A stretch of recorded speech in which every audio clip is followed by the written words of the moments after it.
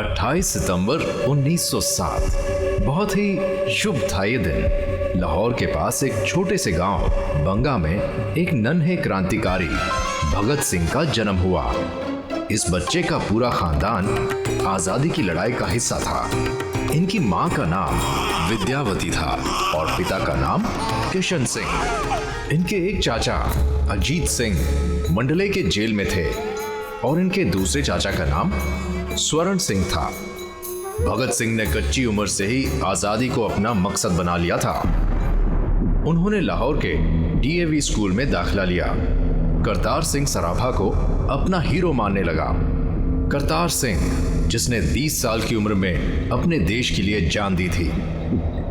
आसपास के हालात ऐसे थे कि वो भगत सिंह के ख्यालों को और हवा दे रहे थे, जैसे कि 1919 में रॉलेट एक्ट का पास होना, एक ऐसा एक्ट जिसके तहत अंग्रेजी सरकार किसी भी इंसान को बिना कोर्ट या जज के ऑर्डर के जेल में डाल सकती थी। ऐसे एक्ट ने जन्म दिया विरोध करने वाली मीटिंग्स को और एक ऐसी मीटिंग का नतीजा बना जलियांवाला बाग कांड। एक्ट का विरोध करने वाले हजारों लोगों को गोलियों से भून दिया गया। इस हादसे का असर न सिर्फ इन लोगों के परिवारों पे हुआ, पूरे देश पे हुआ, बल्कि भगत सिंह के नन्हे दिमाग पर भी हुआ। उन्होंने जलियांवाला बाग से लाल मिट्टी उठाई, एक बोतल में डाली और मन में ठान लिया, ये मिट्टी मुझे सब कुछ त्यागने की प्रेरणा देगी। आजादी का बीज बोया जा चुका था। बस फिर क्या था? सिंह ने गणेश शंकर विद्यार्थी से मिलकर हिंदुस्तान रिपब्लिकन एसोसिएशन ज्वाइन की। आजादी के इश्तिहार हिंदुस्तान की आबादी में बांटे। उसके कुछ समय बाद हुआ नवजीवन भारत सभा का जन्म। ये सभा देश प्रेम से जुड़े मुद्दों पे काम करने लगी और आम आदमी को आजादी का महत्व समझाने लगी।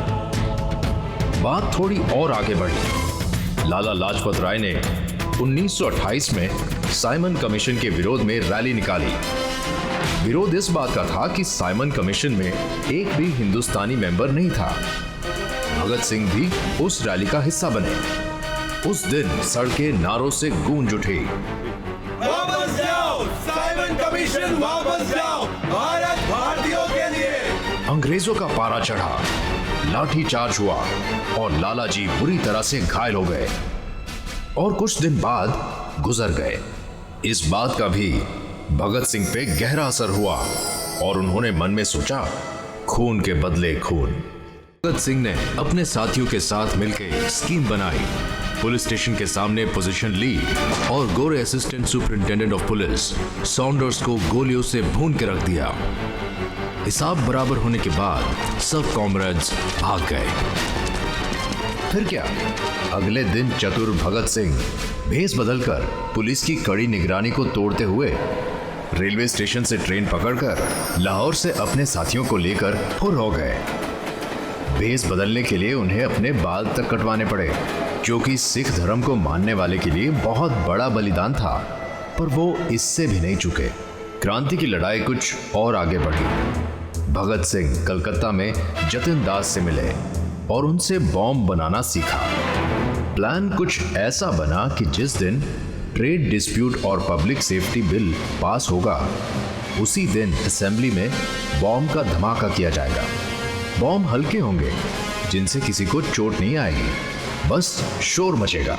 प्लान के मुताबिक 8 अप्रैल 1929 को सेंट्रल असेंबली में भगत सिंह और उनके साथियों ने धमाकेदार बॉम्ब फेंके। इरादा बॉम्ब फेंक के अरेस्ट होने का था और इस तरह कोर्ट में अपनी बात दुनिया तक पहुंचाने का मौका भगत सिंह को आखिर मिल ही गया।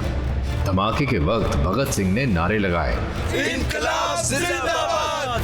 भगत सिंह और उनके साथी अरेस्ट हुए और भगत सिंह ने कोर्ट में लॉयर असफ अली के द्वारा खुल के अपनी बात कही। नतीजा, भगत सिंह को लाहौर सेंट्रल जेल शिफ्ट कर दिया गया। भगत सिंह चट्टान की तरह पक्के और एक बच्चे की तरह जिद्दी थे।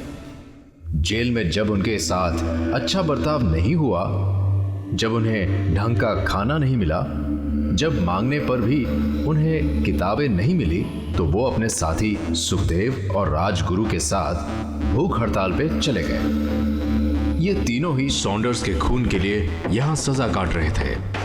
फिर वो यादगार दिन आया, 7 अक्टूबर 1930। एडवोकेट ने भगत सिंह को बताया कि उनके लिए सजाए मौत का हुक्म आया है, पर भगत सिंह फिर भी नहीं झुके। दुश्मन के आगे सर झुकाने से अच्छा है कि मैं मौत को अपना लूं। भगत सिंह ने 23 मार्च 1931 को खुशी खुशी फांसी के फंदे को अपने गले का हार बना लिया। इस तारीख को हम आज भी नमन करते हैं। यह वीडियो अमर चित्रकथा की कॉमिक पे आधारित है। इस कॉमिक को खरीदने के लिए ऊपर वाले लिंक पर क्लिक करें। अमर चित्रकथा स्टोरीज का हर नया एपिसोड देखने के लिए बेल आइकॉन पे क्लिक करके सब्सक्राइब करें। और अगर आपको ये वीडियो पसंद आया तो लाइक, शेयर और कमेंट करना भूलिएगा नहीं।